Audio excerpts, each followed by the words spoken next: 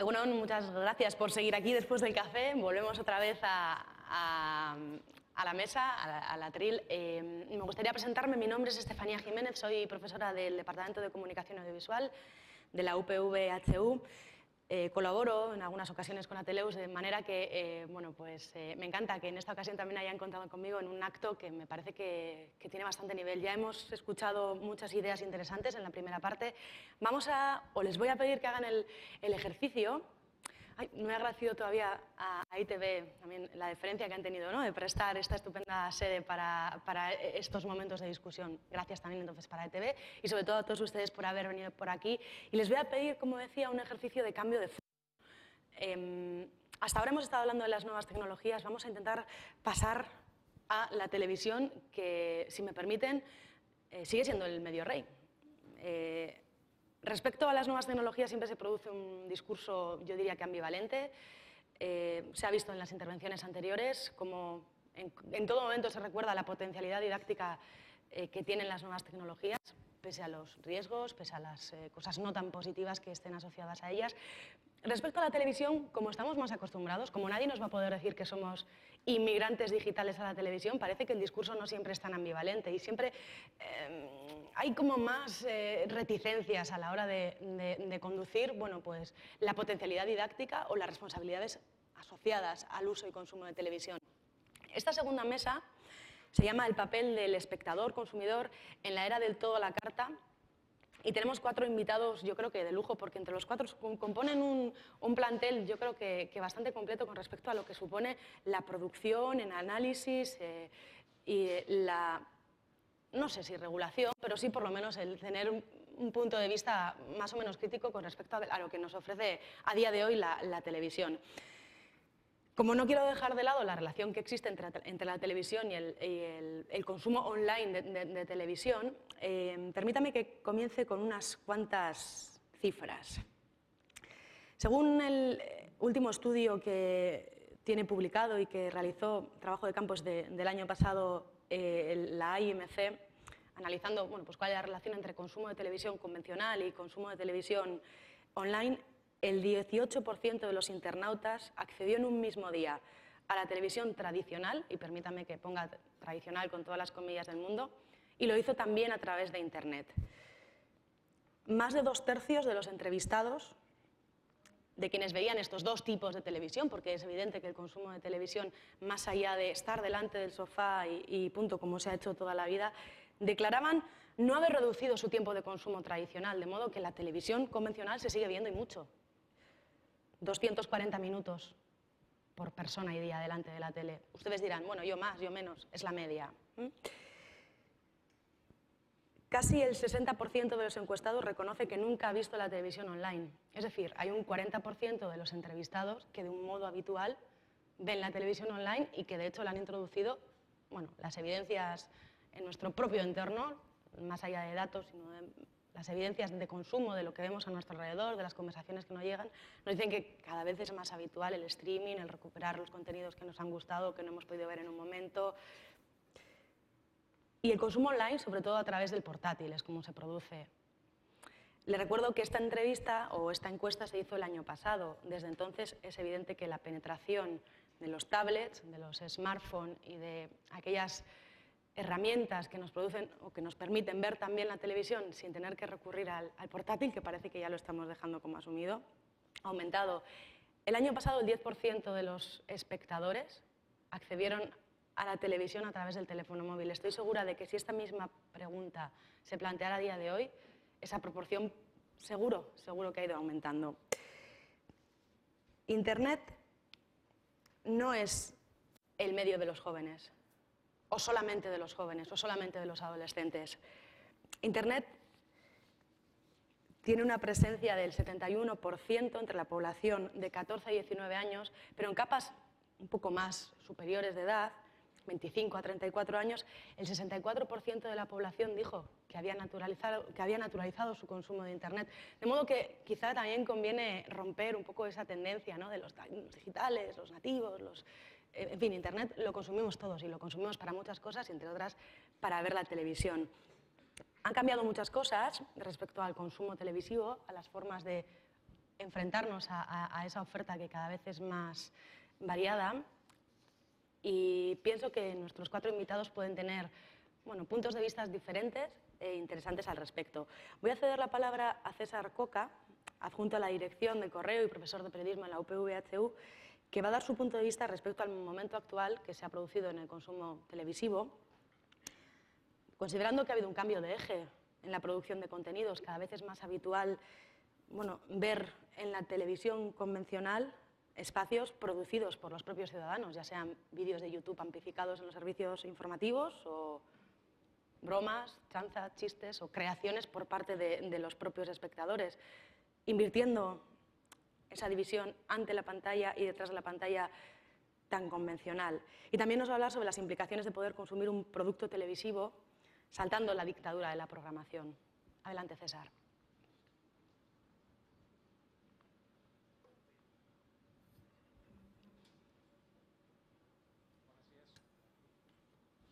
¿Se oye? Sí.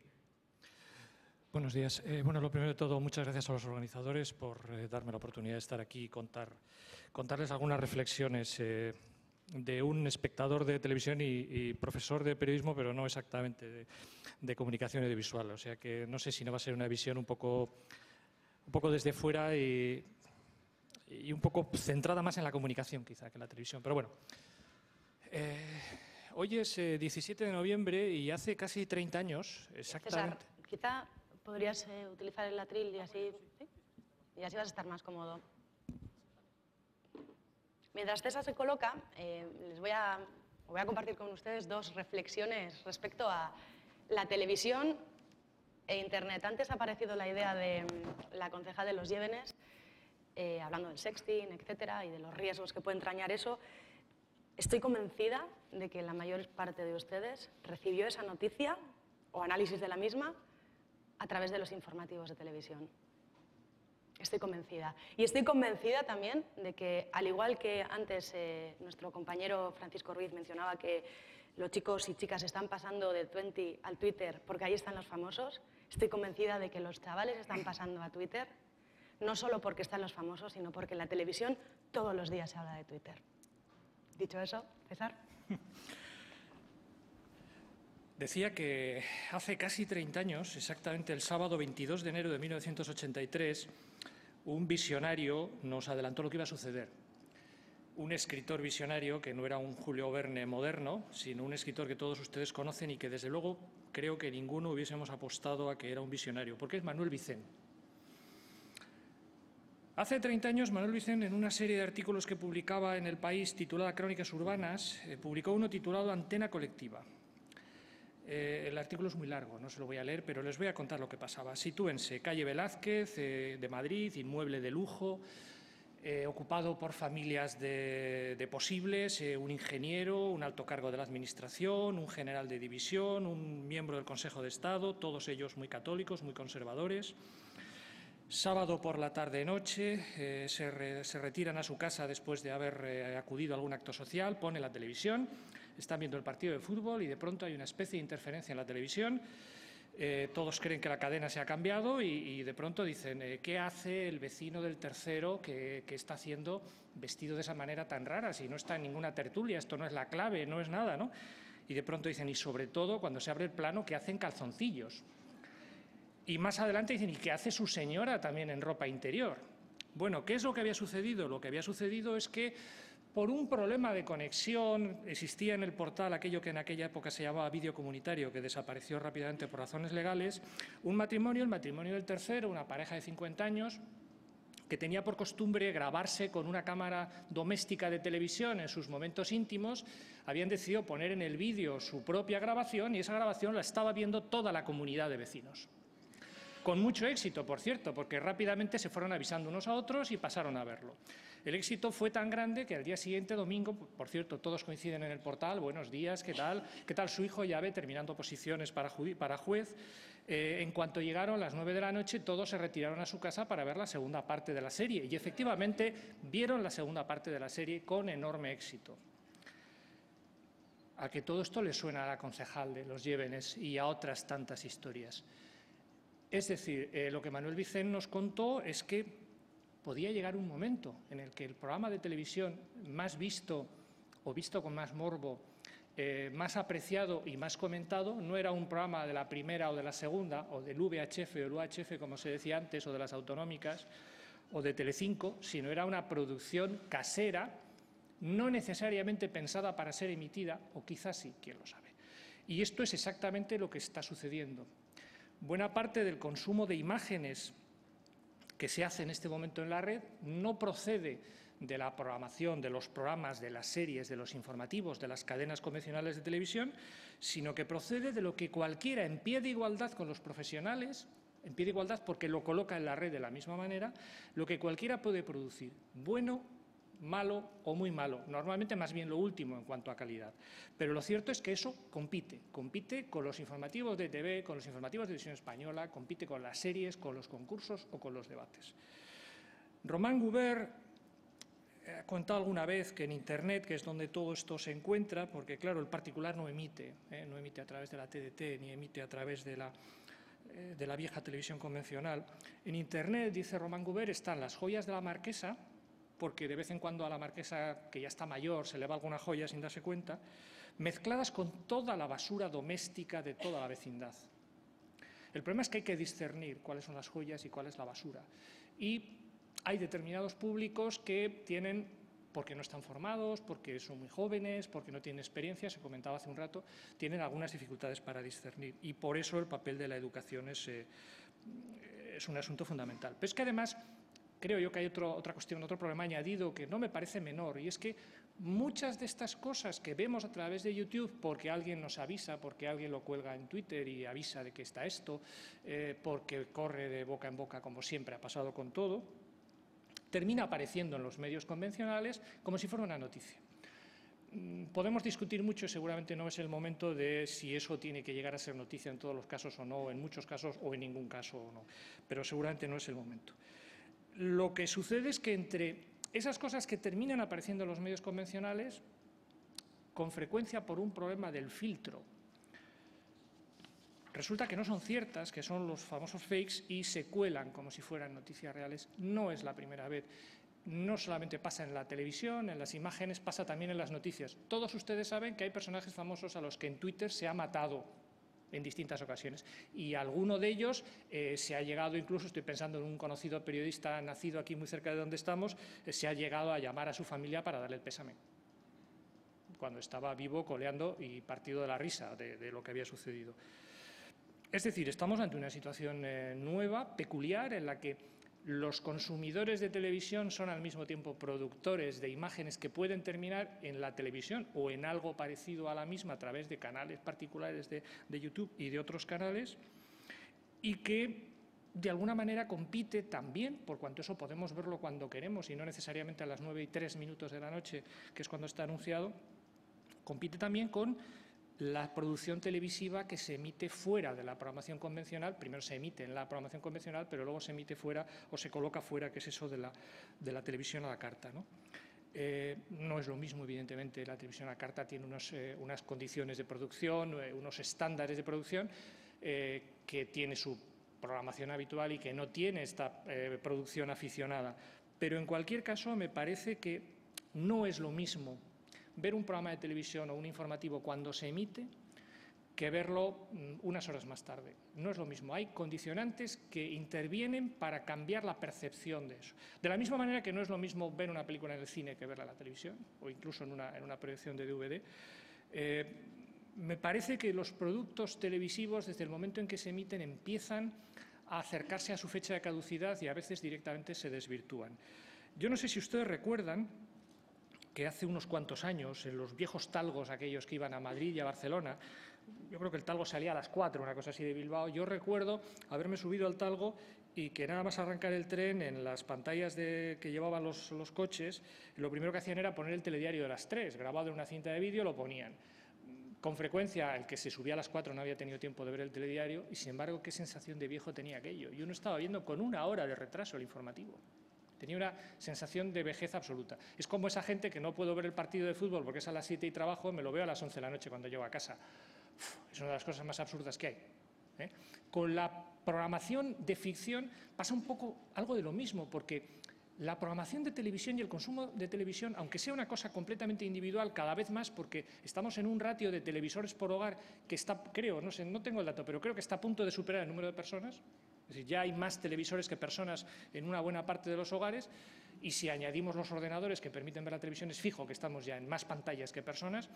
Decía que aunque la televisión es cada vez, los programas de televisión son cada vez más un consumo, plantean cada vez más un consumo individual, lo cierto es que hay un elemento social detrás, y es que buena parte de nuestras conversaciones a lo largo del día, sobre todo con personas no muy íntimas, aunque también, pero sí con los compañeros de trabajo, con los vecinos de la escalera, transcurren acerca de la televisión, acerca de lo que hemos visto en televisión. Si todos hemos visto la serie ayer a las 10 de la noche, hablamos de esa serie.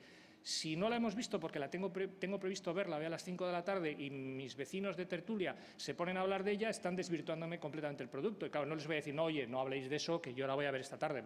Pues es tu problema, ¿no? A ver si nos vas a tener que decir de qué hablamos. Es decir, está cambiando nuestra percepción también de eso. Y voy a terminar ya porque creo que voy mal de tiempo. Hay además un último asunto que a mí me preocupa. Está relacionado con las políticas de protección de menores. A ver, cuando cualquier programa de televisión se puede ver fuera de su franja horaria natural o se puede colocar en YouTube y cualquiera puede acceder a él, la normativa sobre protección de menores, en el sentido de que a las 5 de la tarde no se pueden dar determinados contenidos, directamente es papel mojado. No sirve de nada. Sí, porque a las 5 no lo emito, vale, lo emito a las 12 de la noche, sí, pero mañana está en YouTube y cualquiera la puede ver a las 5 de la tarde, a las 9 de la mañana o a las 11. Luego da igual.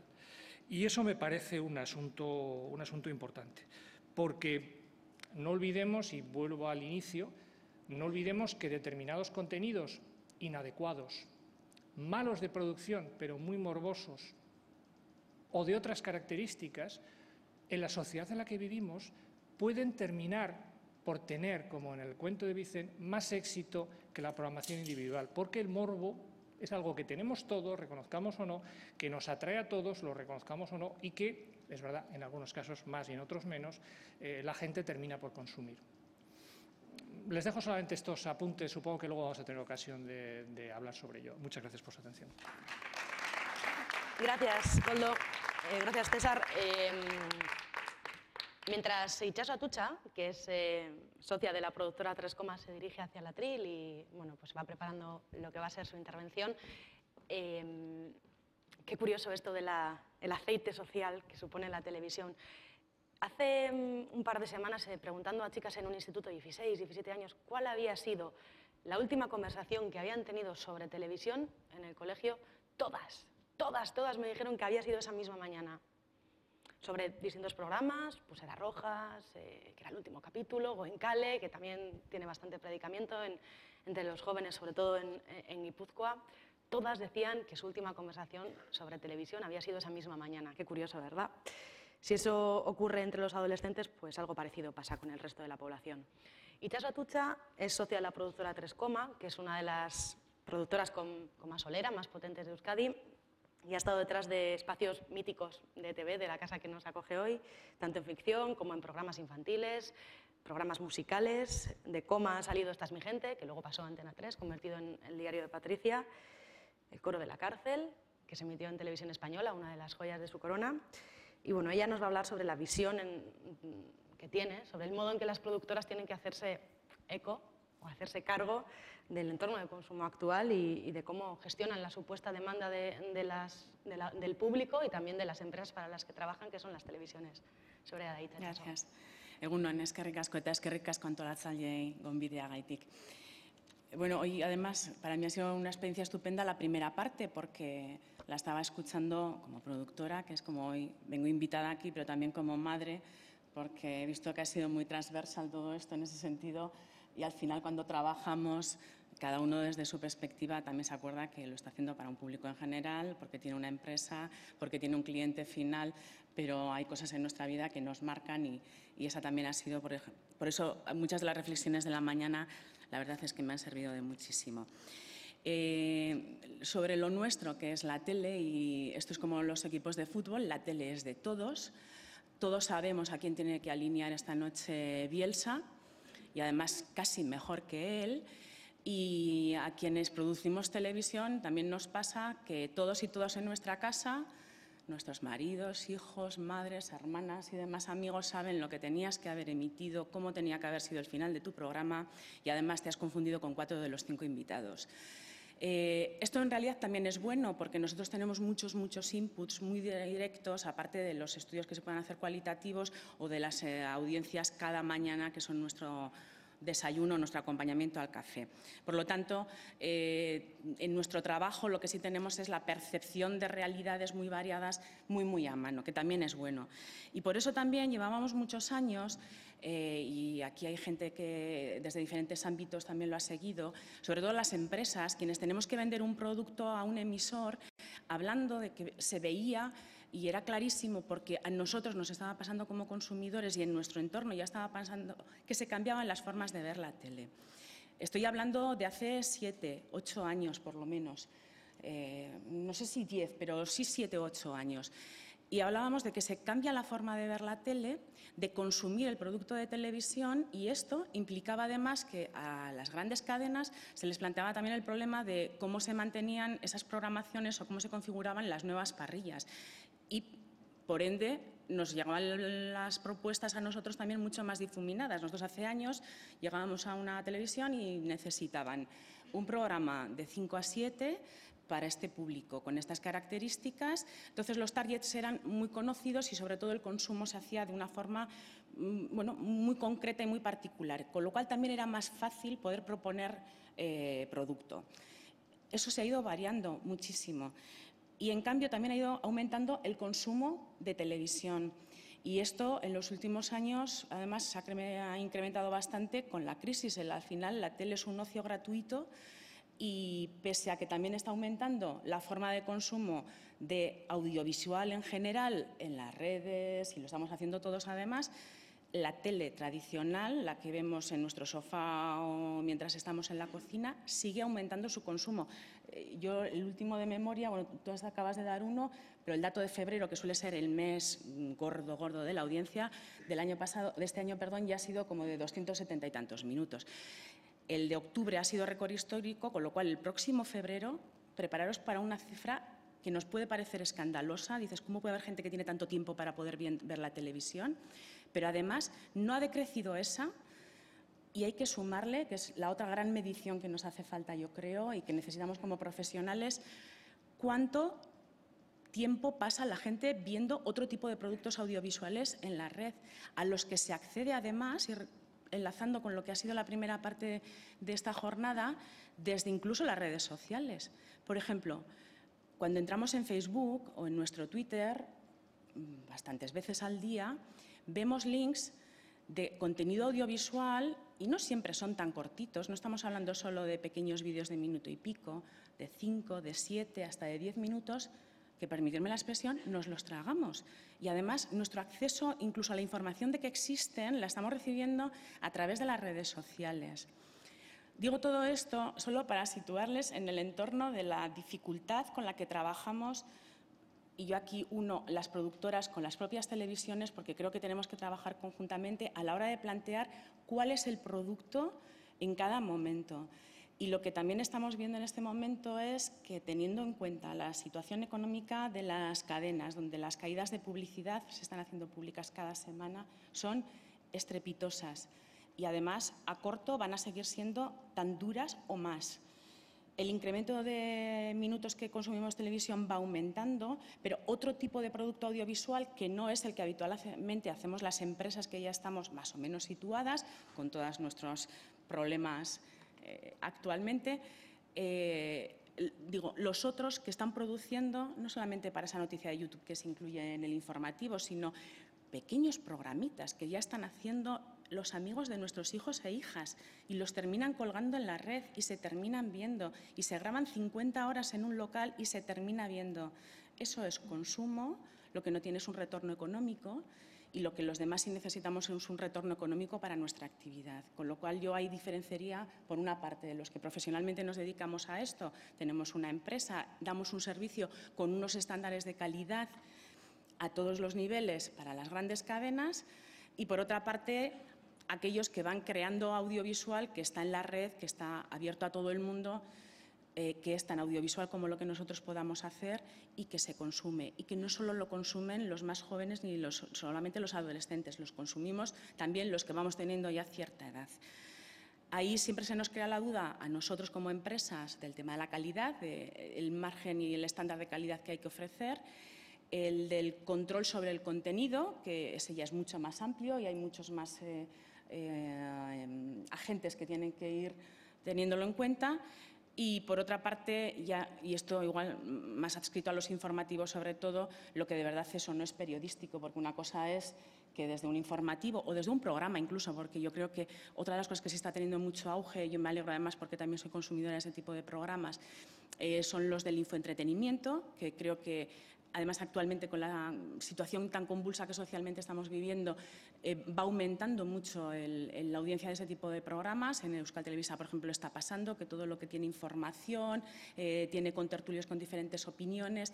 La información está vendiendo en este momento, y información más entretenimiento, mucho más. Me refiero a esto, lo quiero enlazar con que cuando nos llega un vídeo de YouTube, puede ser una información adicional, pero no, y nosotros tenemos que convertir eso en una forma de periodismo adaptado. Ese es nuestro trabajo. Creo que todavía nos queda trabajo que hacer en programas, en informativos, en la televisión convencional, para adaptar esa parte del contenido que está en la red, en diferentes sitios, y utilizarla.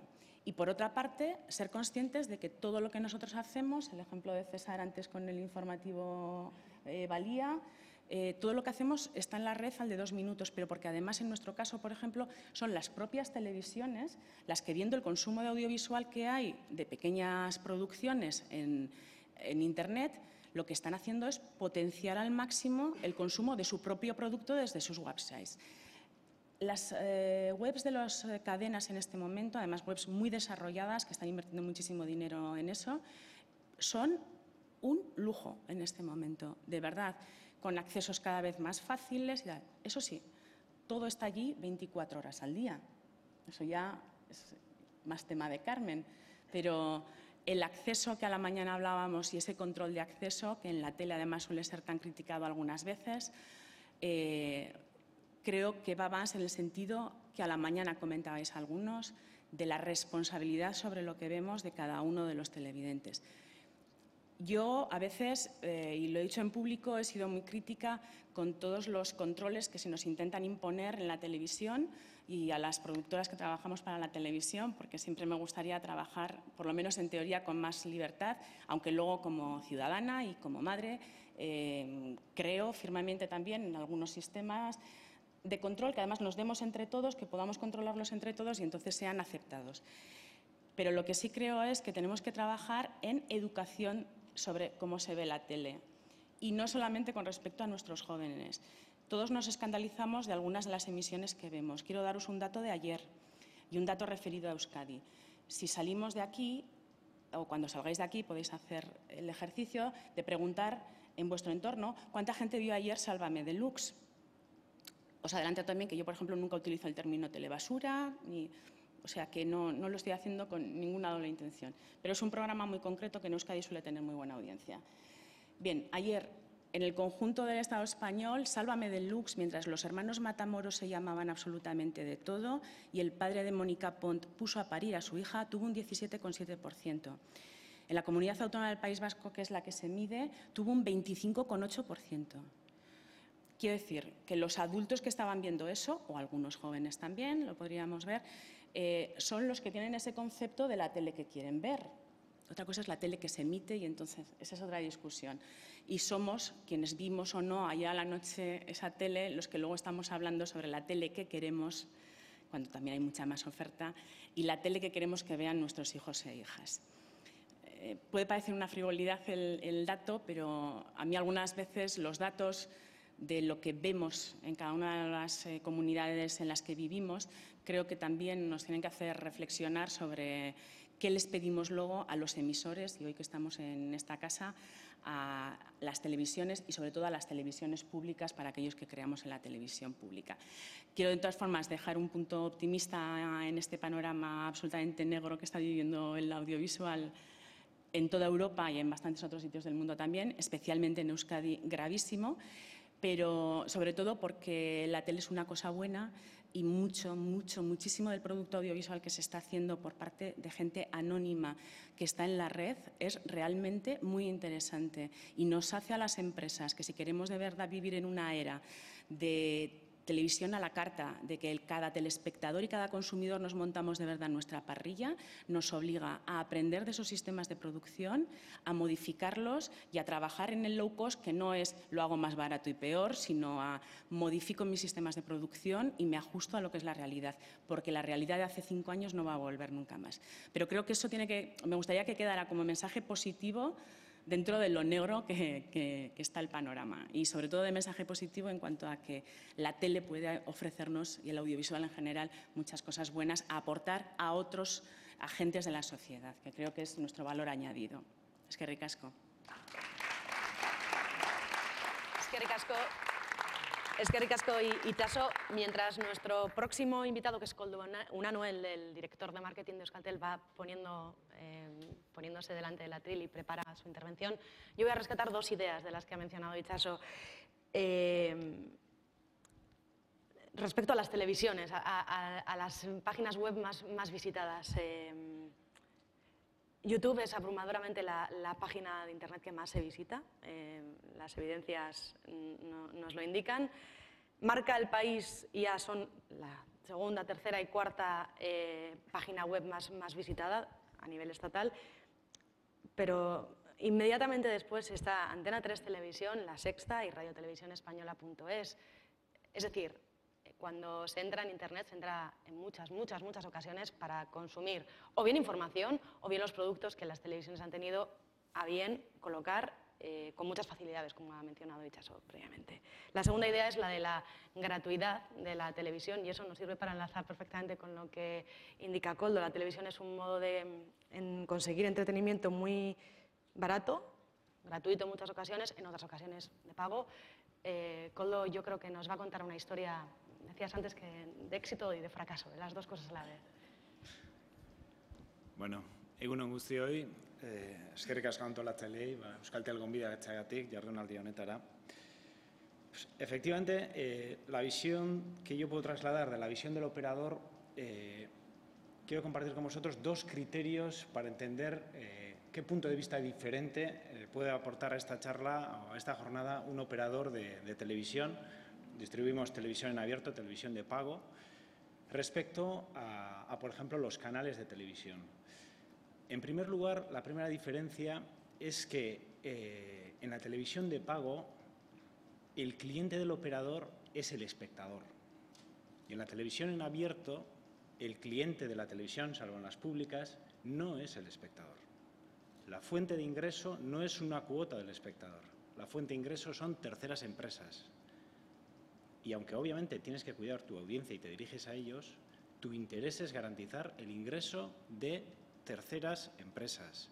En el caso de un operador, tu ingreso proviene de que tu cliente final, que es el espectador, tenga satisfacción en el disfrute de la televisión. Por lo tanto, un operador de televisión, de pago en este caso, bajo cuotas, lo que busca es encontrar soluciones que gusten al espectador. Y por eso os voy a contar hoy cosas que nosotros hemos testado a lo largo de estos años y en algunas hemos fracasado, es decir, el cliente no ha valorado opciones que le planteábamos y en otras estamos encontrando pues auténticas fuentes de satisfacción al disfrute de la televisión. La otra diferencia es, al dirigirnos así al cliente y bajo un modelo de pago, nos estamos adelantando en bastantes años a cosas que posteriormente llegan a la televisión en abierto. Por ejemplo, la digitalización, el vivir en un entorno multicanal, los operadores de televisión de pago lo llevamos viendo desde el año 98. Y veíamos qué es lo que se les venía encima a los operadores que estaban en el abierto compitiendo pues 6, 7, 10 canales como mucho y que han tardado muchísimo en reaccionar y ver qué es lo que se les venía encima. Ha habido televisiones locales que no se dan cuenta que en un entorno multicanal o te especializas y tienes una personalidad propia sabiendo cuál es tu valor añadido, o si haces una televisión generalista a nivel local vas a desaparecer en un entorno multicanal. Pasa exactamente lo mismo en la gestión de los diales. Había quien creía que siempre tendría el dial 1, 7 o 9. Y hay que tener muchísimo cuidado. En un entorno multicanal puede que si no has sabido gestionar o te ha tocado o lo que sea una frecuencia determinada, vas a estar en el dial 27 y además puede haber cambios de regulación o cambios de asignación de frecuencia que haga que en grandes sitios, en muchas comunidades de vecinos, tu dial desaparezca y no estés, ¿no? Ese tipo de cosas las vemos. Y también en la tecnología con la que los espectadores consumen la televisión en el hogar. Los operadores colocamos decodificadores en el hogar con unas características, unas tecnologías, unas guías de programación y vemos qué es lo que funciona y qué es lo que no funciona. Y eso va a llegar también a la televisión en abierto y es importante que se vaya viendo, que se vaya analizando, porque el modelo de negocio de las televisiones en abierto también va a cambiar mucho por temas tecnológicos. Algunas cosas os las voy a adelantar ahora. Bueno, ¿qué cosas hemos planteado a nuestros clientes, espectadores a lo largo del tiempo? Aunque ahora pueda parecer, pues bueno, ¿qué planteamiento es este? En 2002-2003 hubo operadores en Europa que se plantearon, previsualizaron, que el espectador podría tener interés en construirse su propia parrilla. Ha habido operadores, uno por ejemplo, en el 2003 apostó claramente por el vídeo bajo demanda, pero no vídeo bajo demanda para puntualmente contratar una televisión, una película de estreno. Pues había estado en el cine y a los 6 meses se emite en televisión, se pagan 3 euros y la ves, ¿no? Eso existe y eso funciona. Pero no, televisión en abierto o televisión con una suscripción y documentales, capítulos de bricolaje, de danza, de educación, de dibujos animados, de series, de películas y que el cliente pudiese hacerse en cada momento su parrilla. En Estados Unidos ha habido operadores también que han apostado por ello y aquí también. Bueno, no ha funcionado, no funciona. El cliente sigue prefiriendo que alguien escoja un contenido, lo paquetice en un canal de televisión, llámese TV1, Telecinco o Discovery Channel, y lo emita. Luego veremos que eso sigue funcionando hoy, pero que esa función de programador ya empieza a bailar en lo que es la temporalidad. Es decir, si veo lo que tú has puesto, ahora yo igual ya no lo voy a ver a la hora en la que tú lo has puesto. Por tanto, ya se empieza también a romper un poco esa parte, pero mayoritariamente se ve lo que alguien de un canal, bajo una marca, ha escogido y ha emitido bajo su marca. Por tanto, el Video on Demand, de momento, aplica a estrenos premium, pero no forma de ver continuamente la televisión. ¿Canales a la carta o paquetes de canales? Porque nosotros vendemos paquetes de canales y alguien podría decir, oye, es que no me pongas canal historia, yo prefiero este canal y este canal y cóbrame solo esos y no los otros. Vía Digital, la extinta Vía Digital, que se fusionó con Canal Satélite Digital para fundar Digital Plus, en su momento ofreció la opción de contratar los canales uno por uno. No funcionó. ¿Por qué no funcionó? Porque la gente mayoritariamente no sabe qué hay en esos canales y deja que alguien le dé un paquete de ocio y pues, entretenimiento y ya está, pues que tenga un poco de todo, te lo plantean así, ¿no? ¿Cuáles son las opciones que Euskaltel plantea y que han funcionado bastante bien? Bueno, no sabes qué canales quieres, pero al menos sabrás si tienes hijos o no los tienes. Y entonces sí que opciones como poder quitar los canales infantiles para tener cine sí que es una opción que valoran. Dice, yo desde luego los infantiles no los voy a ver porque no tengo hijos o mis hijos ya se dejaron la casa, etcétera, ¿no? Entonces, bueno, ese tipo de opciones de tienes hijos o no tienes hijos, traducido en te interesan los canales infantiles o te los cambio por cine, sí son opciones valoradas. Pero a partir de ahí todavía la gente no es capaz de construirse una parrilla a su medida. En el caso de la televisión de pago, aquí sí que ha habido un cambio en el tema de los infantiles. Ya ha sido que con el paso de canales temáticos infantiles a abierto, por ejemplo Disney, etcétera, la gente ha dejado de contratar canales temáticos de pago infantiles. Hace 5 años, en el caso de Euskaltel, el 50% de las altas de televisión de pago llevaban canales infantiles. Ahora lo llevan el 25%. Y eso no significa que solo el 25% tenga hijos. Simplemente dicen, bueno, ya en abierto hay canales infantiles, no los contrato los de pago y cojo más cine.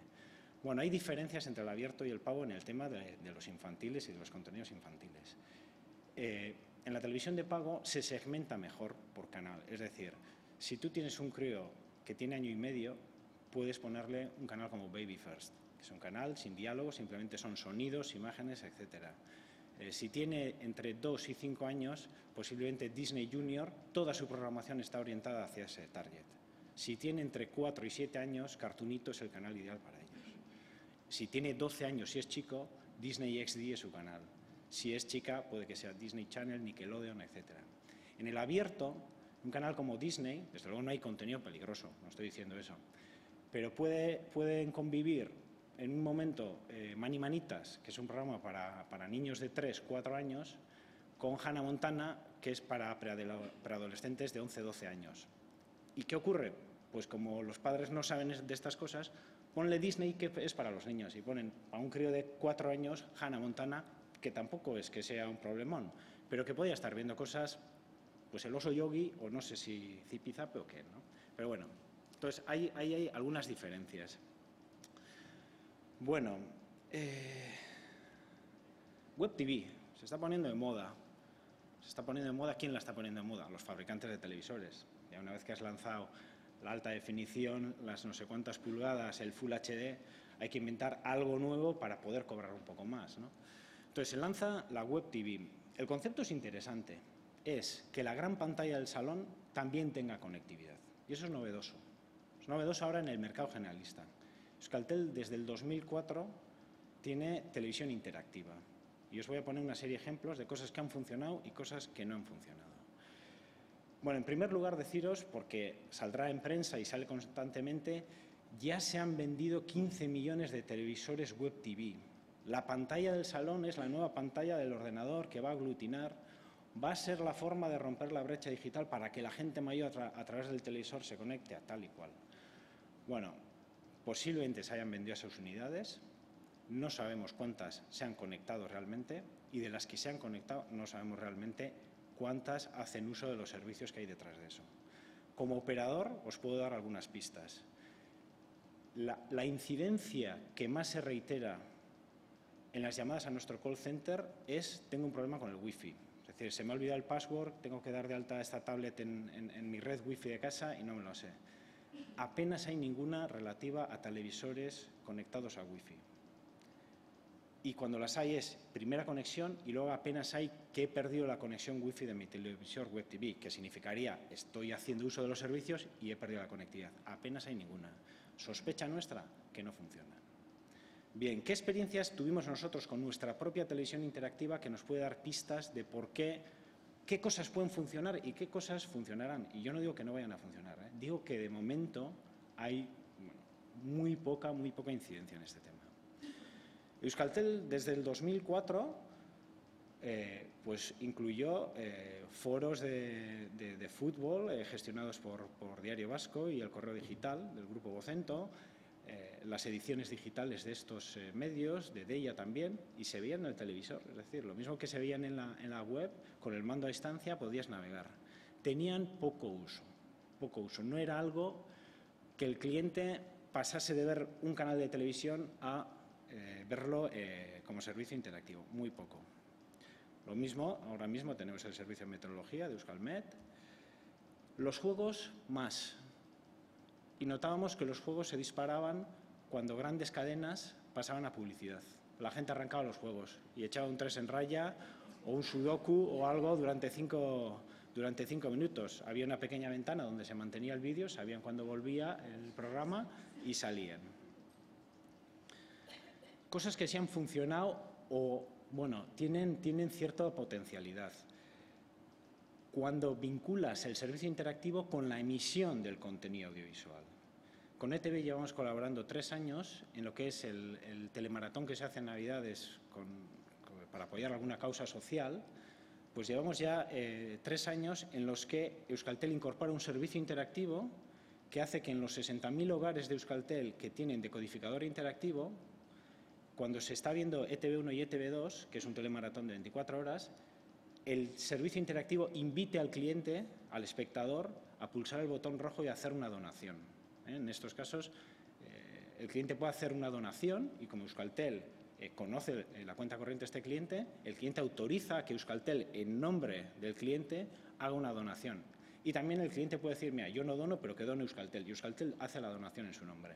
Por cierto, los datos es que más o menos un tercio dice, yo dono y Euskaltel dona, y otros 2 tercios yo no dono, pero que Euskaltel done. Esa ha sido más o menos la experiencia de los últimos años. Bueno, esto funciona, y sobre todo funciona cuando el presentador de la emisión dice, y los que tengan televisión interactiva, pulsen rojo. Eso no ocurre en una web TV. No hay Fox o Telecinco no está diciendo, y si usted tiene un televisor Samsung, entre en la aplicación no sé qué y haga no sé qué. Y eso hace que no se utilicen apenas los servicios. También tuvimos una porra cuando había pay-per-view de fútbol, ahora ya no hay, en el que podías apostar el resultado y si acertabas, el pay-per-view del partido te salía gratis. Esto lo utilizaba 4 de cada 10 que podían usarlo. 4 de cada 10 que podían arrojarse el partido participaban en la porra. Igual os parece poco, es un índice tremendo, altísimo. Apenas en ningún país se han alcanzado estas tasas. Bien, éxitos absolutos. Os voy a contar de éxitos absolutos. Este equipo, que es el PVR, alguno lo tendréis, Personal Video Recorder, está cambiando la forma de ver la televisión. El 25% de los abonados de televisión de pago Euskaltel ya tienen este equipo, solo en un año. Y aporta grandes ventajas. ¿Qué grandes ventajas aportan a una familia? Yo tengo 2 críos. Siempre hemos dicho, y creo que esto lo compartimos todos, que es bueno mantener la comunicación con los críos, que es importante cenar todos juntos, cuando se pueda comer todos juntos, y que la televisión siempre tiene una crítica, que es que la televisión limita la comunicación con nuestros hijos. Porque están viendo una cosa, quieren dejar rápido la cena para ir a ver esa cosa, ese programa. Tú no le puedes decir que no se vaya o que la tele apagada mientras se cena, y si lo haces hay morros y tampoco va a haber comunicación porque va a estar enfadada y ya no ve ese capítulo que al día siguiente va a hablar en la Icastola, en el colegio, con sus amigas. Bien, el PVR lo que hace es, le dices, espera, lo paro, cenamos, y cuando vuelves a darle play, sea lo que sea, porque te graba y te para y sigues, te lo deja grabado, lo ves cuando tú quieras. En mi casa ya no hay discusiones en ese sentido. Es una gozada, lo utilizan los críos, pero yo estoy encantado de que lo utilicen los críos. Y cenamos todos juntos y después, o al día siguiente o el sábado, terminan de ver o ven el capítulo que querían. Y lo mismo con tu propia pareja. Este próximo lunes yo querré ver el partido de la Real. Soy guipuzcoano, soy de la Real, y querré ver el partido que va en marca a las 9:30. Mi pareja y yo, si no diesen el partido de la Real, querría ver The Walking Dead, que es una serie que nos gusta y que va en Fox a las 10:20. En otra situación, uno de los dos, yo vería el partido y seguramente mi mujer se iría a otro televisor a ver The Walking Dead. Ahora, con este aparato, mientras ve una cosa, está grabando la otra. Y normalmente vemos The Walking Dead y después yo veo el partido, pues como los vecinos son del Atleti, ninguno canta gol y no oigo si ha habido gol o no gol y ya está. Y no me entero si ha habido. Entonces, bueno, ¿qué es lo que nos está demandando y qué es lo que está funcionando? Nos piden alternativas de ocio en la televisión de pago, porque ciertamente para los que buscamos otros contenidos, pues en la televisión en abierto, por mucho que haya muchos canales, hay unas lagunas enormes de alternativas de ocio. Simplicidad de este tipo de dispositivos, poder controlar el parental control de una manera fácil, poder hacer este tipo de uso puntual pero de alta potencialidad de una manera sencilla, utilizar guías de programación sencillas y eso, que nos adaptemos a la vida del cliente, que le demos una televisión que se adapte a la vida del cliente y no un servicio que ellos tengan que adaptarse a él. Voy terminando. Esta es la guía de programación que estamos utilizando en los nuevos decodificadores y aquí, como veis, el cliente dice en este momento qué series hay y ve el listado de series y en este momento qué películas hay y dámelas ordenadas por el tiempo que llevan o dámelas ordenadas por el tiempo que falta para que empiecen. Al cliente le importa muy poquito en qué canal van. Le importa muy poquito en qué canal van. Las marcas de las televisiones con guías avanzadas se diluyen. El cliente solamente busca contenidos. Quiero ver qué películas hay y me da igual que vaya en ETV, en Canal Hollywood, en TCM o en lo que sea. quiero ver las películas y el bueno y el feo y el malo, me gusta la película o no me gusta y la verá o no la verá, pero me importa poco en qué canal iba. Y después, si la grabo en el disco duro, lo más probable es que si tenía cortes de publicidad, me los voy a saltar. Voy a dar avance rápido y no voy a ver la publicidad. Como espectador es una gozada. Como anunciante, director de marketing de una marca que se anuncia en televisión, me preocupa. Y le debería preocupar a la televisión a la que le pago por colocar mis anuncios en bloques de publicidad tradicionales. Esto, en X años, no sé si será en 3 o en 8, pero va a condicionar dónde va la publicidad y cómo se hacen programas para que incluyan publicidad. Yo no sé si va a ser bueno o malo para los espectadores. Lo que sí sé es que la industria que vive de la publicidad va a tener que reconvertirse. Y nada más. Eskerrik asko. Eskerrik asko, Koldo. Cierra el turno de exposiciones Carmen Fuente, que es la vicepresidenta de IC Media y profesora de Ética de la Comunicación del Centro Universitario Villanueva. Mientras ella va tomando posición también en el atril, bueno, me van a permitir dos frivolidades. La primera, como las presentadoras de los programas de Telemaratón que invitan a donar en ese mismo momento, como nos ha contado Koldo, les recuerdo que tienen la posibilidad de recurrir a esas cuartillas y bueno, plantear sus preguntas que luego intentaremos relanzar aquí en público para que todo el mundo bueno, pues, pueda hablar sobre ello. Y en segundo lugar, la segunda frivolidad, como le dijeron a un superhéroe, un gran poder, que es el que tenemos de escoger entre todas las ofertas televisivas que existen, implica una gran responsabilidad. Responsabilidad de los programadores, de los productores, de las personas que hemos visto hasta ahora interviniendo en la mesa, pero también de la sociedad y en concreto de las asociaciones que se dedican bueno, pues a gestionar esa relación, ¿no? entre la ciudadanía y los contenidos audiovisuales. Carmen, cuando quieras. Pues muchas gracias. Gracias a quienes nos acogen, gracias a Teleus por el esfuerzo de organización extraordinario, por habernos invitado a la parte correspondiente que trabajamos en Madrid para todas las asociaciones del resto del Estado.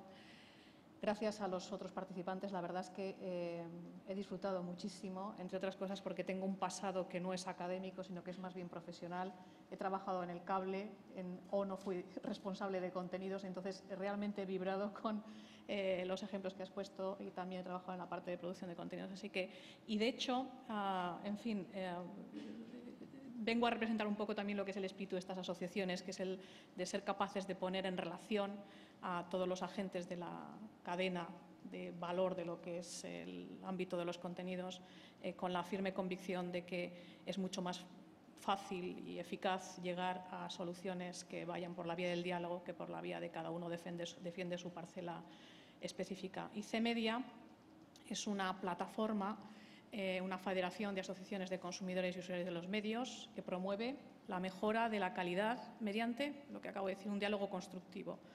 Integramos la federación 17 organizaciones autonómicas, entre las cuales está y es miembro destacado Ateleus, y en estos momentos ocupamos la presidencia de una plataforma europea que se llama Euralba, que tiene como objetivo fundamental pues, defender también planteamientos de defensa de los derechos de los usuarios y consumidores en el ámbito de la Unión Europea.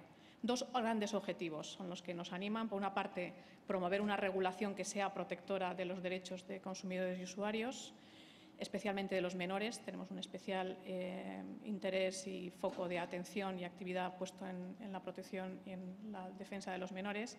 Y además también promover una ciudadanía activa en el mercado de servicios y contenidos audiovisuales. Esta promoción de una ciudadanía activa tiene a su vez como dos grandes líneas de desarrollo. Por una parte, el fomento de la educación mediática, que es un tema que ha salido aquí de manera recurrente, es decir, ciudadanos que sean capaces de tomar decisiones responsables respecto a los contenidos que se consumen en sus hogares y también de poder educar y participar en la educación de sus hijos respecto a ese consumo responsable. La primera gran pata, la educación mediática, pero también la defensa y la reclamación de herramientas de información y de control que permitan a estos ciudadanos con deseos de ser responsables actuar de una manera no solo responsable, no se puede ser responsable si no se está previamente informado.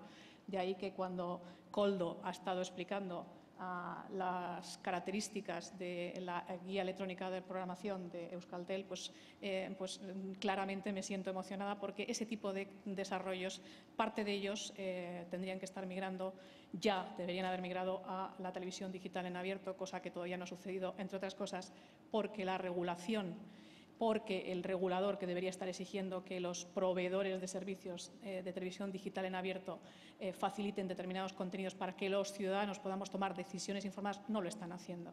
De ahí que los operadores de telecomunicaciones, los operadores de televisión por cable, obviamente, no solamente vayan muy por delante, sino que tengan como un valor añadido específico claramente este tipo de servicios. Dicho lo cual, quería comentarles, me voy a centrar en un par de cuestiones que son muy concretas. Normalmente, cuando hablamos en este tipo de foros de nuestro papel ante la televisión, nos percibimos como consumidores, usuarios, telespectadores, pero por encima de todo hay un ámbito de actuación también que es el de ciudadanos. No tenemos solo un papel de consumidores cuya relación con los medios y los servicios consiste exclusivamente en el compro, adquiero, enciendo o apago, sino que además también tenemos una voz, debemos tener una voz y un papel activo en la sociedad como agentes de lo que se viene a llamar la sociedad civil, capaces también de influir en la configuración de todo el sistema de una manera que sea acorde, responsable y relacionada con nuestros propios intereses y derechos. Y este es el contexto de lo que les voy a decir a continuación. ¿Cómo se materializa la participación? Bueno, pues en el entorno regulatorio en el que nos desenvolvemos en estos momentos, la participación de los ciudadanos en cuanto que agentes de la sociedad civil viene configurada fundamentalmente en torno a dos grandes líneas, que son en las que me voy a centrar. Por una parte, ser capaces de actuar, de decir, de influir, de participar en las tomas de decisiones que tienen que ver con cómo se configura todo el sistema mediático, lo que se llama la esfera pública audiovisual. Es decir, que los ciudadanos tengamos algo que decir cuando el regulador decide, organiza y regula este espacio público en el que todos participamos. Si los otros agentes, los otros actores de la cadena están contemplados y considerados y toman parte, ¿por qué no los propios ciudadanos, que somos una de las partes fundamentales de toda esta cadena? Y la segunda cuestión es, además, un papel específico que es la participación en el control de la calidad y rendición de cuentas de los medios, es decir, ser capaces también de actuar como agentes que reclaman por parte de medios y proveedores el cumplimiento de aquello que son sus obligaciones. Además, hay otras vías de participación, pero me quiero centrar particularmente en estas dos que acabo de comentar. Entonces, respecto a la primera, la Ley General de Comunicación Audiovisual, que es la norma fundamental, básica, que regula el sistema audiovisual en todo el Estado español y que luego tiene también sus aplicaciones en los ámbitos autonómicos, independientemente de la regulación que pueda dictarse en cada uno de esos ámbitos, junto con la puesta en marcha de una autoridad que se llama el Consejo Estatal de los Medios Audiovisuales, que estaba prevista dentro de esa Ley General Audiovisual, bueno, pues se preveía que el Consejo Estatal de Medios Audiovisuales contaría con un comité consultivo en el que participarían los ciudadanos. Habría una representación de los usuarios. ¿Para qué? Pues para precisamente canalizar a través de ese comité consultivo esta voz de la ciudadanía, de la sociedad civil, representada por los propios usuarios de los medios. ¿Qué ha sucedido? Pues ustedes saben que la Ley General de la Comunicación Audiovisual está en vigor desde mayo del año 2010, pero lo que no está en vigor ni va a existir jamás es la autoridad que estaba previsto que se pusiera en marcha para ser el órgano que iba a regular, controlar y vigilar la actividad de los proveedores de servicios audiovisuales en todo el Estado, que era el famoso CEMA. En su lugar, el Gobierno ha preferido crear un macrorregulador en el que se integra toda otra serie de organismos previos que tenían competencias en ámbitos tan diferentes como las telecomunicaciones, los servicios postales, los ferrocarriles y el audiovisual, es decir, los contenidos audiovisuales. Bueno, pues en este macrorregulador no hay sitio para una representación de los intereses y de los deseos de las de los usuarios de los medios audiovisuales, porque es difícil que un macrorregulador integre este tipo de objetivos y intereses tan específicos. A pesar de lo cual, si por ejemplo se constituye dentro del macrorregulador pues, un Consejo de Energía. Bueno, pues hemos pedido, cuando digo hemos pedido, a través de ICEMedia, en representación de todo el resto de asociaciones del Estado español y en colaboración con otras organizaciones nacionales, hemos presentado una enmienda al artículo correspondiente relativo a los consejos consultivos que se van a crear dentro del macrorregulador para que se incorpore, para que se recupere el comité consultivo, que en este caso se llamará Consejo Consultivo, del audiovisual que estaba previsto en la Ley General de la Comunicación Visual. ¿Con qué objetivo? Pues no solamente con el de tener una visibilidad respecto a lo que pueda decidirse, sino además también con la firme convicción de que si en un momento concreto es necesaria esa participación, es decir, que los ciudadanos seamos capaces de trasladar cuáles son nuestros intereses, percepciones, perspectivas, objetivos y deseos de cómo tiene que configurarse el sistema audiovisual, es ahora.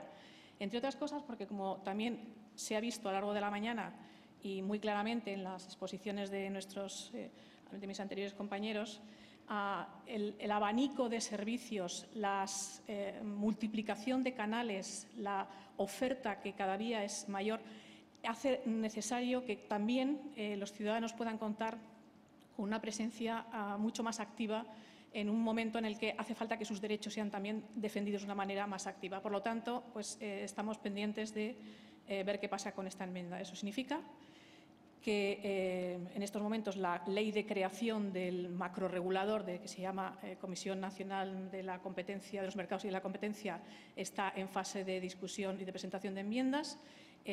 Los plazos de presentación de enmiendas se han ido prorrogando. El último era el día 20, pero parece que va a seguir prorrogándose. Vamos a mantener reuniones con los distintos grupos parlamentarios, incluido obviamente el grupo vasco en el Congreso. Y bueno, pues veremos qué es lo que sucede. Pero quería adelantárselo como también un ejemplo del tipo de actividad que llevamos a cabo. La segunda cuestión, la participación en el control y calidad y adecuación de los contenidos. Una precisión. A veces pensamos que la posibilidad de dirigir nuestras quejas a un organismo de radiotelevisión, bueno, pues es algo que simplemente pues va de sí y a lo mejor nos atienden o a lo mejor no nos atienden. Me gustaría atraer su atención respecto a la diferencia que hay entre tener una ventanilla de reclamaciones o un buzón de quejas. Un buzón de quejas está vinculado a la responsabilidad que a veces asumen determinados medios, responsabilidad respecto a sus audiencias, responsabilidad respecto a sus funciones. ¿De qué? Pues de ponerse del lado de quienes son sus clientes finales.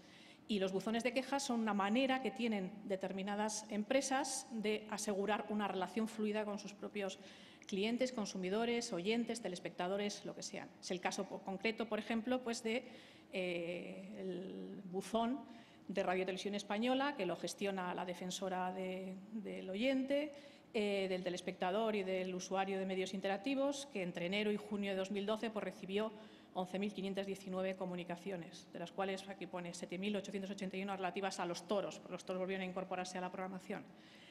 O el que tiene la BBC, que entre octubre del 2011 y marzo del 2012, es decir, un periodo también de 6 meses, recibió 176 quejas relativas a contenidos. Bueno, pues estos son servicios puestos a disposición por las cadenas como un ejemplo de responsabilidad y de voluntad de rendición de cuentas. Esto no es igual que una ventanilla de reclamaciones. Las ventanillas de reclamaciones son servicios de carácter más administrativo que lo que hacen es recibir y tramitar reclamaciones realizadas por usuarios en función de los derechos que a esos usuarios les corresponde. Es decir, están vinculadas directamente a un derecho que nosotros podemos y debemos exigir. Entonces, el tratamiento, el concepto, el contenido de las ventanillas de reclamaciones es diferente de los buzones de quejas. Digo esto porque también es importante respecto a lo que está sucediendo en estos momentos.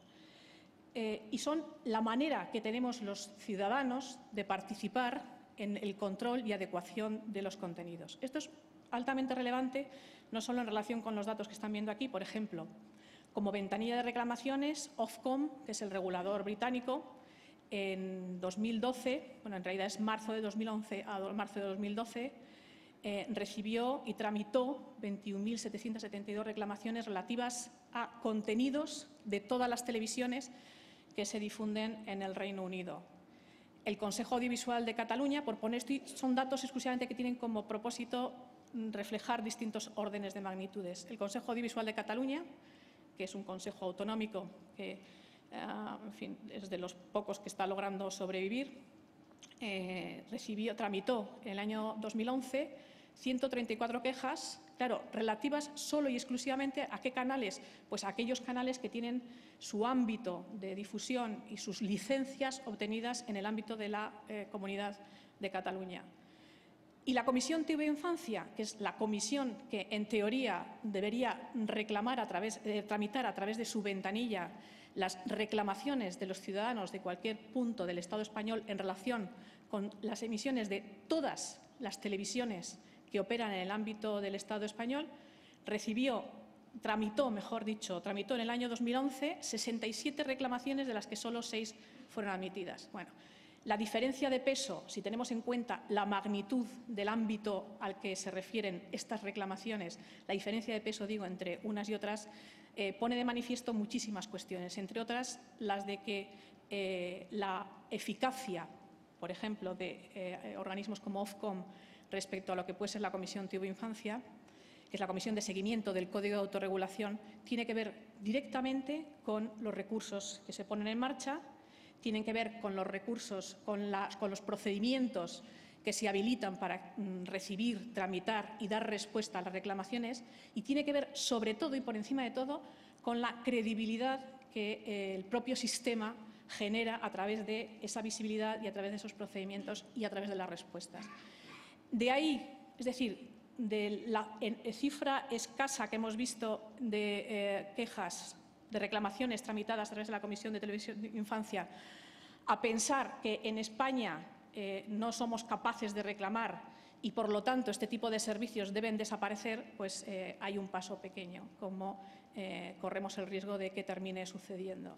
Cuando, sin embargo, con el dato que les he dado anteriormente respecto a las quejas tramitadas a través de la ventanilla de Radio y Televisión Española respecto a los toros, es obvio que cuando queremos quejarnos, si hay un instrumento fácil de transmisión y de recogida de las quejas, que además es fácilmente accesible, está bien publicitado, recibe, canaliza y responde adecuadamente, es evidente que cuando existe todo ello, pues da como lugar el que los ciudadanos podamos realmente expresar aquello que nos parece que debemos hacer, en lugar de dar como consecuencia o conclusión el que nos quejamos poco y, por lo tanto, no tiene ningún sentido que incrementemos los recursos dedicados.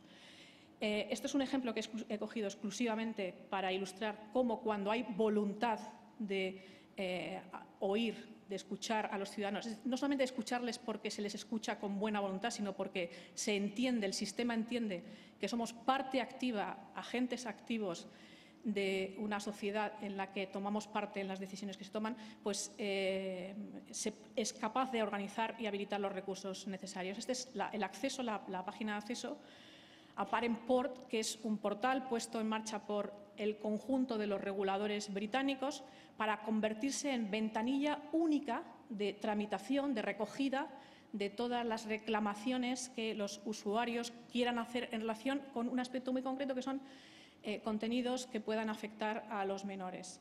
Es una manera de facilitar el acceso de los ciudadanos a esa función de control y adecuación de los contenidos. Decía, las claves de estas ventanillas, pues que su eficacia depende de lo que acabo de comentar, que existan recursos, que los procedimientos sean claros, y eso implica tomarse en serio a los usuarios.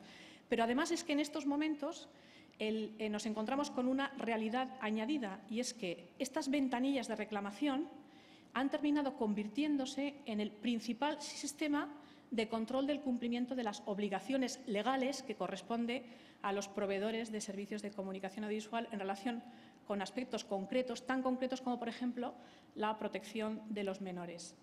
En la anterior legislación, en la Ley de Televisión Privada, se asumía que quien tenía que actuar siempre era la Administración, y ser la Administración la que estuviera vigilante respecto de qué es lo que emitían las televisiones y entonces actuar de oficio en el momento en que se detectara algún incumplimiento en materia de programación relacionada con los menores o horarios de protección. Bueno, claro, esto era posible en un entorno de televisión en el que había pocos canales y en el que, por ponerles un ejemplo, el Consejo Superior de Audiovisual francés, que era el órgano que en Francia sería el equivalente pues, a lo que iba a ser nuestro CEMA en España, pues en el año 2005 tenía un departamento de 60 y tantas personas que estuvo visionando durante ese año alrededor de 50.000 horas de programación. Bueno, en estos momentos eso es absolutamente inviable, o sea, no hay departamento, no hay unidad administrativa capaz de estar no solamente visionando, sino además comprobando que los contenidos están programados y están calificados de la manera que corresponde. ¿Qué es lo que hace la Ley General de la Comunicación Audiovisual?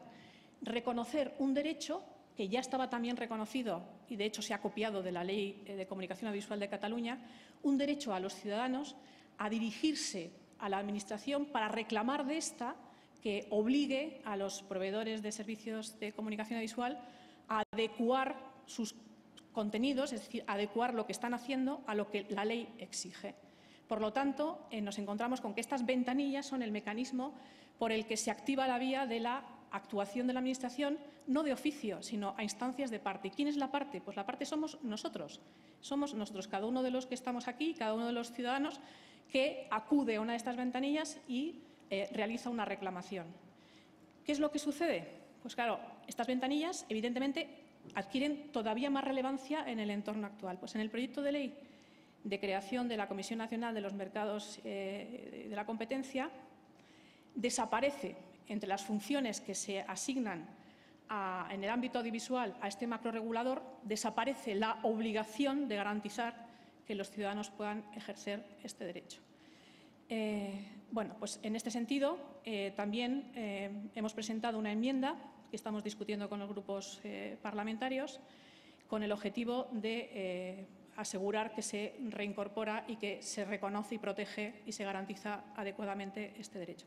Porque si no es así, si no somos capaces de reclamar que se habiliten las ventanillas necesarias, dejaremos de estar cumpliendo pues, con una misión fundamental que es la que nos corresponde, no ya porque seamos personas quejumbrosas, no porque deseemos estar quejándonos de lo que sucede, sino porque nos negamos a ser simplemente consumidores en un mercado, sino que además somos también, y queremos reclamarlo, ciudadanos en un ámbito de derechos y en cuanto que ciudadanos en un ámbito de derechos, también creemos que esos derechos pueden ser reconocidos y reclamados. No les quiero animar a que se quejen ni a que reclamen, pero sí a que tengan en cuenta que cuando estamos hablando de reclamaciones no estamos hablando exclusivamente de señalar lo malo, sino fundamentalmente de consolidar y ejercitar unos derechos que nos corresponden como ciudadanos.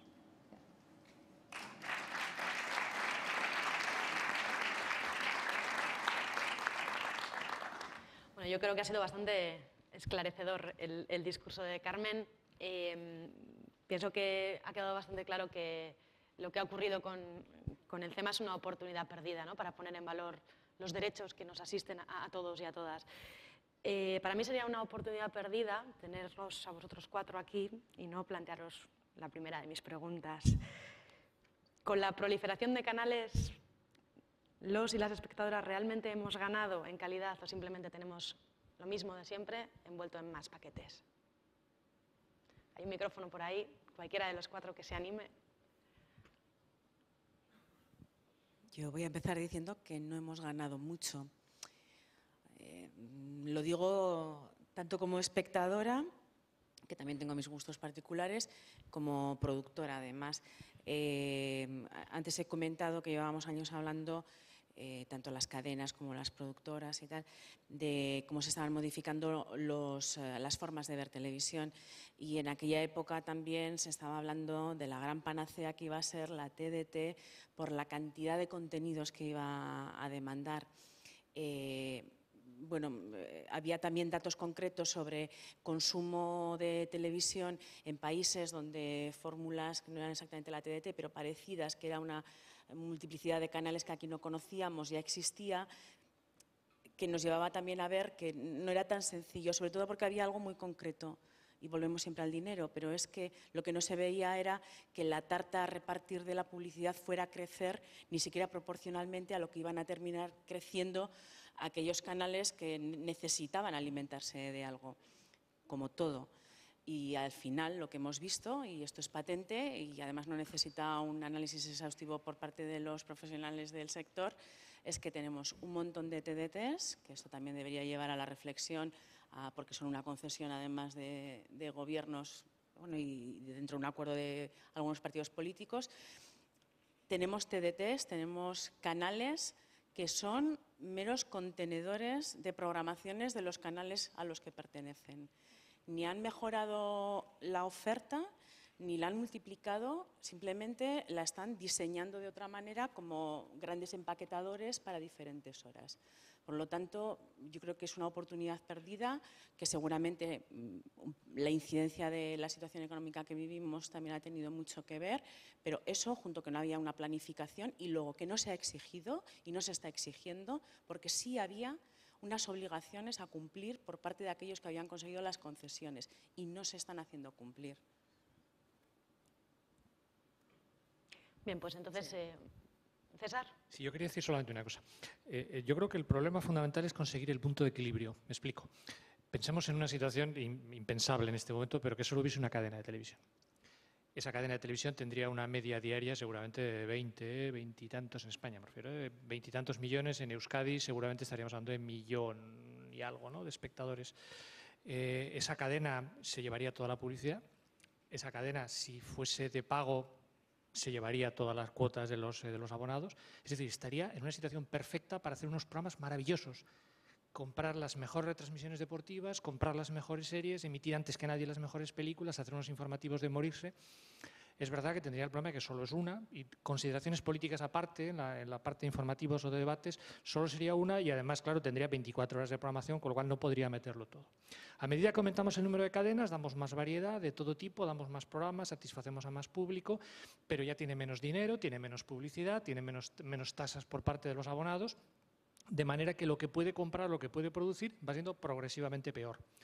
Y podríamos llegar a una situación ideal en la que hubiese 1.000, 2.000, 3.000 cadenas, cada uno tendría casi la suya, yo tendría mi propia cadena que daría mis programas preferidos, pero mis recursos para esa cadena serían mínimos. Es decir, el punto de equilibrio está entre el infinito de cadenas que puede abastecer a un número los gustos de todo el mundo y la única cadena que solo tiene 24 horas, pero que al mismo tiempo tiene todos los recursos. ¿Dónde se encuentra el punto de equilibrio? En momentos de crisis el punto de equilibrio se encuentra más cerca de una cadena que de infinitas. En un momento de bonanza económica se encuentra más arriba. Pero el punto de equilibrio es distinto, pero hay que encontrarlo, porque si no podemos tener muchas cadenas repitiendo sistemáticamente los mismos programas, con lo cual, ¿para qué las tenemos?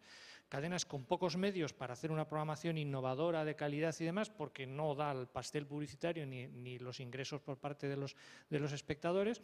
Es que podemos llegar a eso, o reducirlo tanto que efectivamente, al reducirlo tanto, la variedad de todo tipo se recorta de tal forma que ya no satisfacemos los intereses de todo el mundo. Es un punto verdaderamente delicado, ¿no? Pero yo creo que tan malo es el exceso porque no cubre determinadas cosas como el defecto. Yo creo que, Koldo, tienes algo que decir ahí como responsable del principal operador de cable de Euskadi. Sí, bueno, como vemos nosotros, yo no voy a valorar si es bueno o malo, sino qué veo que perciben los clientes y consecuentemente qué respuesta estamos dando a esto. Antiguamente, antes de que existiese la TDT, entre nuestros argumentos de venta de la televisión de pago, con decir 70 canales, el cliente interpretaba gran variedad de contenidos, etc. Desde que está la TDT, hemos quitado ese argumento porque ahora la gente dice 50, 60, 70 canales, ¿para qué? Si todas dan lo mismo y es una porquería. Así que la consigna interna es menos es más. Y ahora lo que estamos haciendo es paquetizaciones de pequeños grupos de canales, selección de canales, bajar el precio y ofrecer los 10 mejores canales por 10 euros o paquetes de solamente cine, variedad de cine, cine independiente, cine de acción, cine clásico, cine de estreno, etcétera, por un paquete de 5 euros, de tal manera que el cliente identifique claramente qué le están vendiendo, porque lo que es hablar de canales, ahora mismo en la calle significa basura.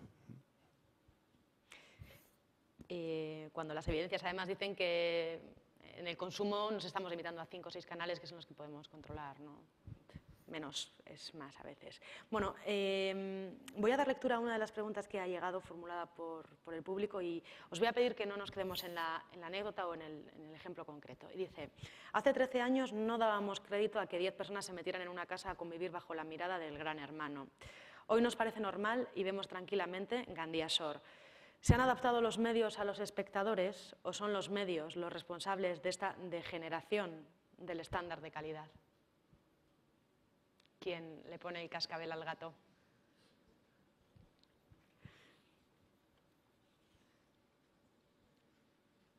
Ánimo, César. Sí, oye, sí. Decía que yo creo que las dos cosas. A ver, la oferta condiciona la demanda, sin duda, pero también la demanda condiciona la oferta. Sobre todo cuando estamos hablando de entretenimiento, quizá menos cuando estamos hablando de información. Yo creo que los periodistas que nos dedicamos a la información sabemos que hay contenidos que le gustan a la gente y que le interesan, y sabemos que hay contenidos que los ciudadanos deben saber, deben conocer, aunque no sean demasiado atractivos o demasiado divertidos. Una información sobre tipos de interés, la gente debe saberla, aunque no sea lo más divertido del mundo. La crónica de un partido de fútbol le interesa a mucha gente, aunque no sea demasiado trascendente. Al final, un telediario como un periódico es una combinación de contenidos de todo. Pero claro, en la ficción eso es mucho más complicado. Gran Hermano, por poner el caso claro, para mí es un programa de ficción, con todas las características de un programa de ficción. Y eso pasa con el resto. Yo creo que todo está condicionado, que todo está interrelacionado, que hay una programación que se hace pensando en la audiencia, vamos a captar el mayor número posible de audiencia, pero también al revés, es decir, vamos a crear formatos nuevos, a ver qué pasa con la audiencia, y con frecuencia la audiencia acepta esos formatos nuevos, algunas veces los rechaza, otras veces los acepta, porque si no, no serían programas innovadores, y de vez en cuando se hace alguno, no se pondría un programa en antena nuevo a ver qué pasa. Si solamente estuviéramos captando a la audiencia, iríamos siempre a lo seguro, o los programadores y los productores irían siempre a lo seguro, aquello que se sabe que da resultado. O sea que yo creo que hay un poco de todo. ¿Cuánta es la proporción de una cosa y otra? Pues también depende de épocas, me parece a mí. Yo creo que no es lo mismo. En épocas de crisis, los contenidos que se demandan probablemente cambian un poco, que no en otras épocas. Carmen. Pues yo, como todo el mundo, tengo muchas dudas sobre qué es lo que la audiencia realmente quiere. Yo creo que uno de los problemas que tenemos respecto a lo que venimos... A mí tampoco me gusta mucho hablar de telebasura porque es un concepto, en fin, tan poroso y difícil de... Y subjetivo, ¿verdad? Es difícil de objetivar, aunque ha habido esfuerzos académicos claramente por objetivarlo. Pero yo creo que uno de los problemas que son dos problemas. Uno de los problemas es que las cadenas han convertido a la audiencia, o sea, estamos en el reinado del espectador, ¿no? como rey, como consumidor, como usuario. Y bueno, pues eso depende de los modelos de negocio. Pero junto con eso, el gran problema que tenemos es el de cómo se mide realmente lo que la audiencia quiere, le gusta, y consume y realmente quiere, ¿no? Y hay muy pocas cadenas, de hecho solo las públicas que yo sepa, que además de medirse por los ratings, es decir, por la audiencia acumulada, por lo que uno termina viendo, pues porque no solamente quieres, sino porque te terminas enganchando, porque estás haciendo zapping y con la imagen te capta, te captura, o porque estás en no sé dónde. Bueno, pues además de los ratings de audiencia, es decir, el acumulado de simplemente visionado, tienen índices cualitativos, ¿no? Y los índices cualitativos reflejan otro tipo de cuestiones completamente distintas y unos intereses muy diferentes. Muchísimo más a fondo. Normalmente no suelen coincidir, por lo menos en las mediciones que ha estado haciendo tradicionalmente Radio Televisión Española, que son los que conozco, que ha estado utilizándolo durante décadas, no coincide lo que la audiencia valora, aquello que valora con aquello que consume.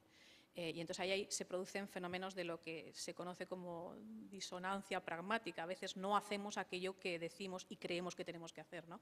Pero también reflejan muchas más cuestiones, como que alguien puede estar consumiendo programas que identifica como basura y percibirlos claramente como programas que no le gustan, que son basura o que con lo que no valora por encima de la media. Entonces, las cadenas que apuestan y los medios en general que apuestan por hacer caso a las valoraciones de calidad, a aquello que representa el deber ser, yo creo que son capaces de construir relaciones mucho más estables con su audiencia y con sus públicos que aquellas otras que apuntan exclusivamente a me baso en cuánta gente me conecta para servirlos a los anunciantes como mercancía de consumo, ¿no? En fin, es una aproximación. Solo un detallito más con lo que dice Carmen, que además estoy completamente de acuerdo, que de hecho en esas dobles mediciones lo que luego también es curioso ver es cómo el telespectador acepta ver cierto tipo de programas en unas cadenas y no en otras. Que eso a veces cuando vas a vender tu proyecto y tienes una idea que ha desarrollado tu equipo de I+D, no se lo puedes llevar a cierto programador, aunque estaría deseando emitirlo. Nosotros no podemos traer ciertas cosas a ETV, aunque quizás al programador de ETV le encantaría porque sabe que puede tener ese hueco de audiencia, porque el espectador y la espectadora vasca lo quieren ver, lo van a ver, como vieron ayer Sálvame Deluxe, pero lo van a ver en Telecinco, no se lo van a aceptar a su tele pública. O sea que hay otro tipo también de consideraciones y de mediciones, que es verdad que al final el rating y el SER nos llevan a las mediciones para publicidad y al final para ingresos a veces, pero que hay otro tipo de mediciones también que tenemos que tener en cuenta y de datos de este tipo, ¿no? Vemos ciertas cosas o aceptamos ver ciertas cosas en ciertos canales. Somos muy selectivos también en eso. Y los vascos y vascas, por cierto, bastante. Es evidente que la percepción del público sobre lo que ha de verse en una pública y lo que ha de verse en una privada es diferente. Koldo. Sí, en lo que comentaba Carmen, esta disonancia absoluta. Nosotros oímos en el call center cuando un cliente dice eso, es que solo hay basura, etcétera. Y somos los del sector los que más respetamos la televisión que se hace en abierto, porque somos plenamente conscientes que en este país la televisión en abierto es bastante buena. Es decir, ¿por qué la televisión de pago en España tiene una penetración tan baja? Porque un 20% es una penetración baja. En Portugal casi es de un 50%. En países como Holanda, Alemania, el cable tiene una penetración altísima. ¿Por qué aquí la televisión de pago es tan baja? Porque la televisión en abierto es bastante buena. Porque en la televisión en abierto se da la Champions, se da la Fórmula 1, se da cine, las series de estreno. Canales como Telecinco, etcétera, son capaces de comprarte El Mentalista y las de pago, pues como mucho la estrenan una semana antes o una cosa de estas. Eso en otros países no se da en la televisión abierta. Entonces mucha gente no es consciente de la calidad que tiene la televisión abierta. Luego ya el gusto de ciertos programas concretos son cosas diferentes, pero yo creo que dentro del sector somos muy respetuosos hacia la televisión en abierto que se hace en este país. Bueno, como estamos sobre el horario, dejadme que os lance una interrogación retórica que ha venido también a través de una tarjeta de estas. Yo creo que lo voy a dejar en interrogación retórica y os plantearé la última pregunta. Dice esta pregunta: si la gran parte de las películas y sobre todo las de éxito llevan incorporado el morbo, asesinatos, infidelidades, desgracias ajenas, ¿por qué nos sorprendemos de que programas como Sálvame tengan alto índice de audiencia? Y añade un comentario: por cierto, lo de Coto y Kiko Matamoros ayer fue muy fuerte. Bueno, pues lo vamos a dejar en interrogación retórica, pero sí quiero que antes de que demos por terminada la sesión, la jornada, bueno, comentéis vuestra opinión a respecto de esta última cuestión. ¿Existe alguna solución para secar el papel mojado del que ha hablado César en su intervención sobre los horarios de protección de menores? Porque esta es una cuestión que yo creo que ha sobrevolado. Hemos comentado que cada vez es más complicado, precisamente porque hay diferentes vías para acceder a los contenidos televisivos. Temas o programas que están en horario protegido, luego resulta que son, bueno, pues repuestos en otras cadenas hermanas a cualquier hora. ¿Cuál es vuestra percepción al respecto? ¿Qué es lo que proponéis para poner sobre el tapete la protección de los menores? No tengo el micrófono cerca. Yo solo lanzo una cuestión, y es el horario de protección reforzada y los horarios de protección infantil no van solos. O sea, en realidad son dos medidas regulatorias. Una es la de determinadas horas van reservadas para que los niños puedan consumir sin que puedan verse afectados por los contenidos que consumen. Pero además la segunda medida es que los contenidos que se emiten en esas horas tienen que estar calificados de una determinada manera. Entonces, una de las cuestiones que en estos momentos no se está haciendo, creo, adecuadamente, es el etiquetado, la calificación de los contenidos para que puedan no solamente programarse a una hora determinada, sino también para que puedan informar a quien los vaya a consumir a cualquier hora. Entonces, una de las cuestiones que están pendientes de desarrollo dentro de la propia Ley General de la Comunicación Audiovisual es precisamente resolver una serie de discrepancias que hay entre la propia ley y normativa adicional sobre cómo calificar. Primera cuestión. Segunda cuestión, ¿quién califica? Porque hasta ahora estamos acostumbrados a que todo lo que se emite empaquetado bajo la marca de un canal de televisión es calificado por el propio empaquetador, salvo aquellos contenidos que vienen calificados en origen como el cine.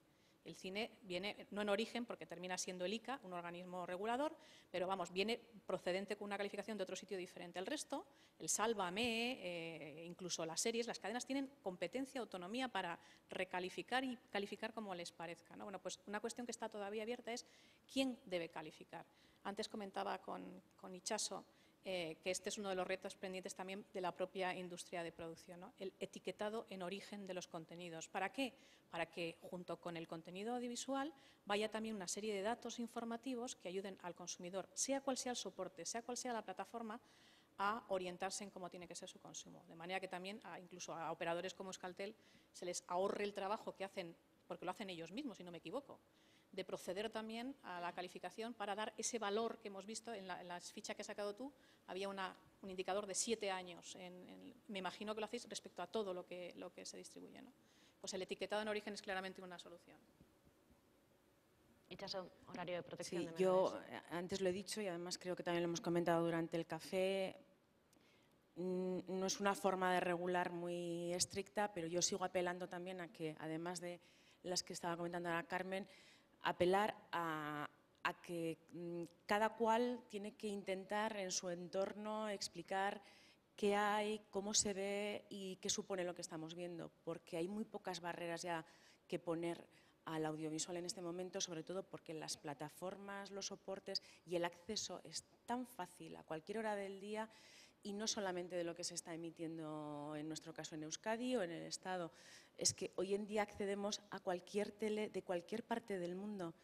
Porque si antes hablábamos decía Francisco, ¿no?, lo de poner a uno de nuestros hijos o hijas encima y entrar con ellos, mirar lo de Facebook, bueno, miremos también un poco, veamos qué es lo que ven de otras cadenas, de otras televisiones, a cualquier hora y con cualquier calificación, con lo cual o hay una parte que es responsabilidad de todas y todos nosotros como ciudadanos y en especial los que estamos además más vinculados al sector, de hacer esa, la palabra empezó un poco cursi, pero pedagogía sobre el cómo ver, o es muy difícil. Ahora, creo que las mínimas legislación tiene que existir. Tampoco hay por qué hacer que a las 5 de la tarde el acceso directo del primer botón de casa sea una película porno, por poner el caso más extremo, ¿no? Pero es que a cualquier hora podemos acceder a cualquier emisión de cualquier televisión en el mundo prácticamente. César. Sí, completamente de acuerdo. Yo creo que es un problema educativo, porque lo demás es tratar de poner puertas al campo. Yo creo que está bien que exista un código de autorregulación y un horario protegido, pero seamos conscientes de que no vale de nada o de casi nada. Tajante. Koldo. Comparto lo que decía Carmen. Creo que la clave es la calificación del contenido, porque la tecnología que permite filtrar los contenidos a partir de que eso exista es muy sencilla, está implementada en cualquier decodificador de 19 euros y si se hiciese en todos los sitios, aunque la cadena sea extranjera, en el decodificador tú tienes fijado que no quieres que sin un PIN se vea cualquier evento calificado para mayores de 13 años. Lo fijas tú y a partir de ahí da igual el horario, da igual el origen del canal, si todos cumplen, la protección está ahí. Muchas gracias. Pues yo no sé ustedes, yo la verdad es que me he quedado con un montón de ideas para seguir rumiando a lo largo del día. Ha sido un placer, eskerrik asko, zuen parte hartzeagatik, oso gustora egon gara Laurok. Muchas gracias también a todo el público. Yo agradecería que viniera en este momento María Zalbidea de Ateleus para dar por cerrada la jornada. Sí me quiero despedir de ustedes y agradecerle su atención. Voy a aprovechar, aunque sea solo un minuto, para agradecer desde luego a todas las ideas, consejos y recomendaciones que han salido a lo largo de toda la mañana. Desde luego que el equipo de Ateleus se pone a trabajar para que la siguiente jornada intentemos trasladar todos esos temas que han salido y que efectivamente pueden dar bastante juego.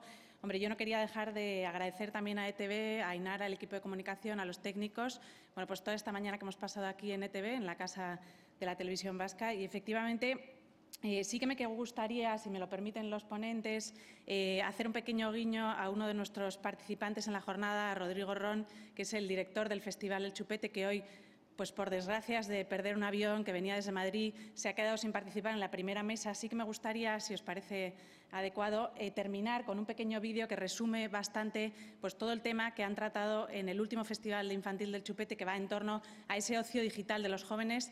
Y yo creo que damos por concluido esta jornada, la nueva sociedad interactiva, consumidores y telespectadores 2.0. Muchísimas gracias a todos por estar aquí y nos vemos pronto. Muchas gracias.